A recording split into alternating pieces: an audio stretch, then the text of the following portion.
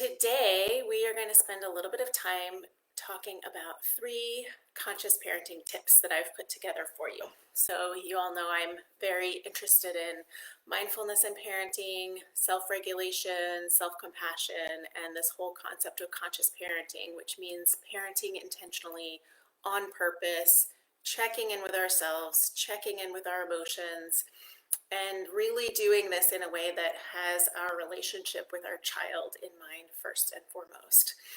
And this involves really being in relationship with ourselves first of all. So one really common mistake that I see parents making is that they think their child is the problem, that they think their child's behavior is the problem.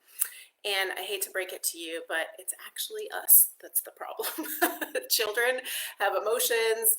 Those emotions cause them to have behaviors, and those things are neutral. They don't have, they don't have a value attached to them. It's our story that we make up about what that behavior means that is what causes the problem. And it is really on us as adults to respond to that behavior and respond to that emotion in a way that is connected and intentional and acknowledges their emotional experience. So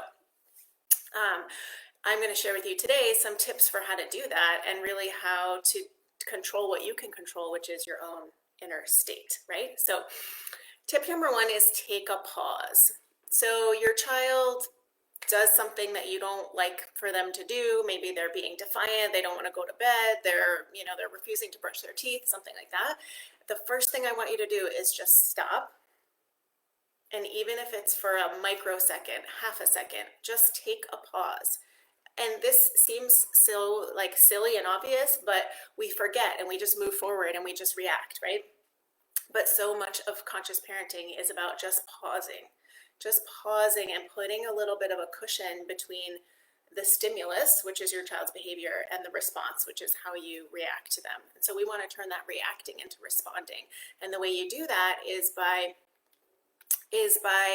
taking a pause. And this is really great to reset your brain. It's great to kind of get yourself in your body and get in the moment, but just reminding yourself, just take a pause. I'm taking a pause to show you how this goes, right? So instead of opening your mouth and letting the first thing fly out that you think of, just reminding yourself to just take that pause. And then relatedly, tip number 2 is take a breath. And these are not exactly the same thing. So taking a pause means just stop everything. Just stop, zip your lip, don't say a word. Take a breath means really intentionally inhaling through your nose and exhaling through your mouth. And we might have talked about this before, but when you take a deep breath, it's actually the only part of the stress response system in the body that you have any control over. So when you get stressed, our hands might start sweating, our heart starts racing, we might have our thoughts start racing. All of these things kind of happen physiologically. We can take a deep breath, and that is the only part, our breathing might speed up, but you can actually consciously and intentionally slow your breathing down. So when you take a deep breath, you actually calm all of the stress response in your brain, and all of those parts of your brain, those sort of lower parts of the brain that are getting activated, you calm all of that down and you calm down the physiology in your body. And as we talked about yesterday, our emotional state affects other people, right? And so if you can get yourself calm, even just 1 notch calmer than you are when you react, that helps your child to get calm. So this is it's a very simple thing, but it's so brilliant and such an important reminder that just taking a breath can reset your physiology, reset your brain.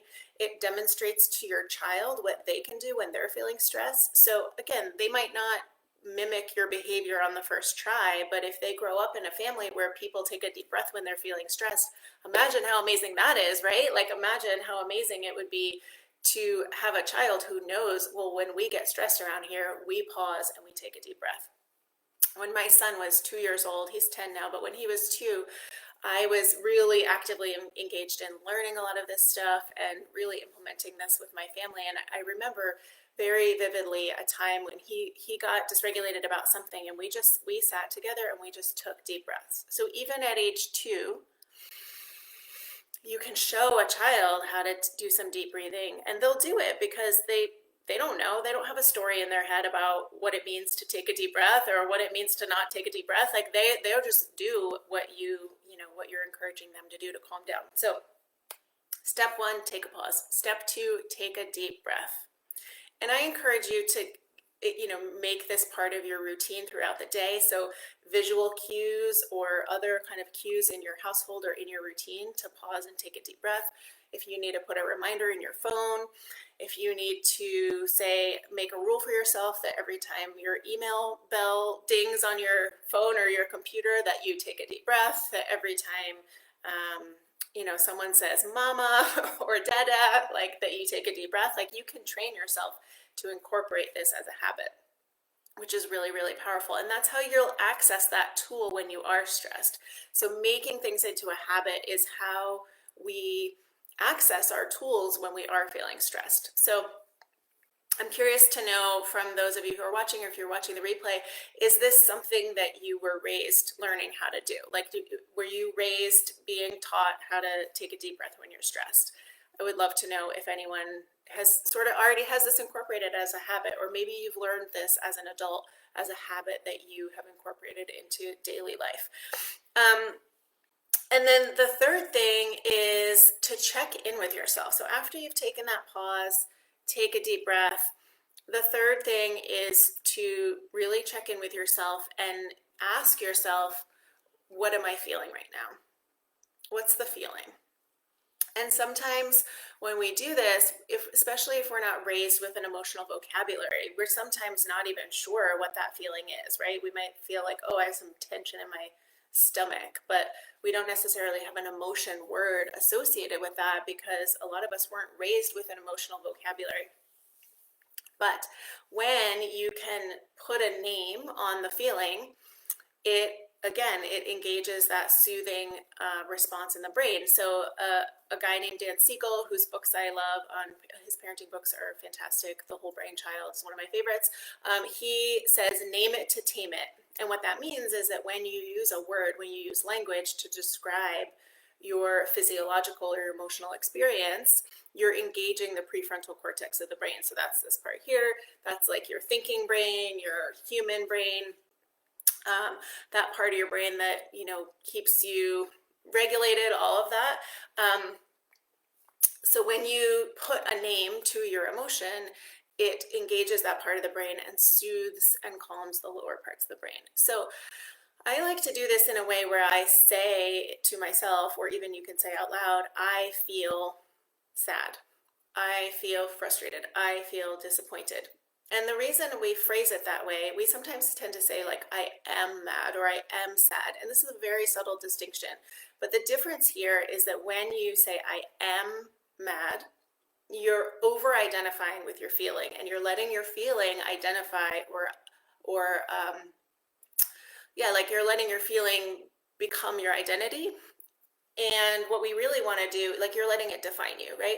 But what we really want to do is just say like, I am having an experience of anger. I'm having an experience of sadness.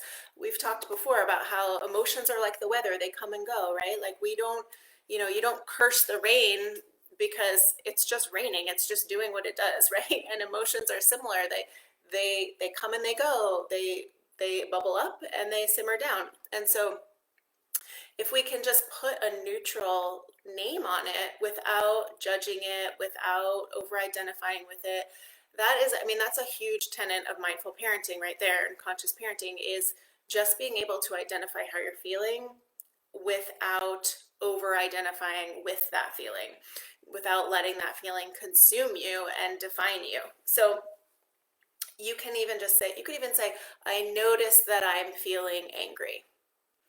And that just alerts your conscious brain to what your subconscious is experiencing. And that helps to just take the pressure off, right? Like it helps to just take the pressure off. It helps to understand what it is that you're experiencing, why your body feels that way. Emotions live, you know, they live in our bodies, they manifest themselves in our bodies. So being able to just put a word to that emotion can be really powerful. And again, teaching kids emotional intelligence is a huge part of conscious parenting, and helping children to be able to identify how they're feeling. So again, so many of us were not raised with a great emotional vocabulary. There's more feelings than just happy, sad, mad.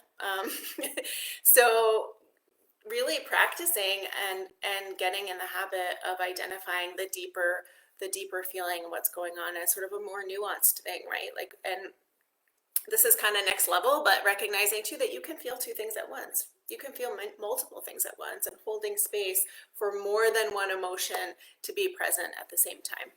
So what does that part have to do with parenting?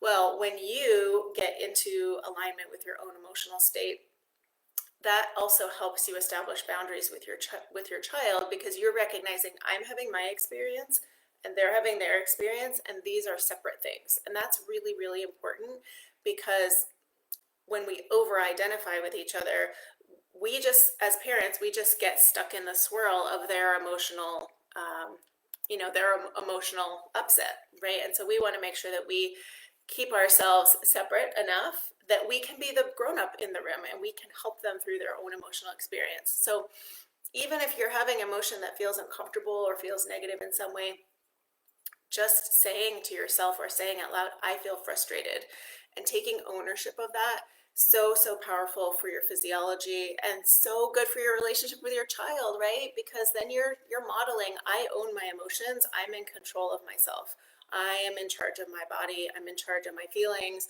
I'm in charge of my physiology to the best of my ability. And this is really helpful in the parenting relationship. And recognizing, to put a sort of broader lens on it, we do have a role as a parent as well as a relationship as a parent, meaning our role is to keep our children alive and healthy and cared for and fed and all the things, right? That is not, that is sort of separate from our relationship with our child, which is that this is another human being that we're in a relationship with, and hopefully in a relationship with them for the rest of our lives. And nurturing that relationship is a different thing than, making sure that they pick up their toys, and making sure that they, pick up their snack after they've eaten, and all the things. So we may go into that topic at another time into more depth, but the 3 conscious parenting tips from today are: take a pause, take a breath, and check in, name it to tame it. So I hope these have been helpful. See you soon.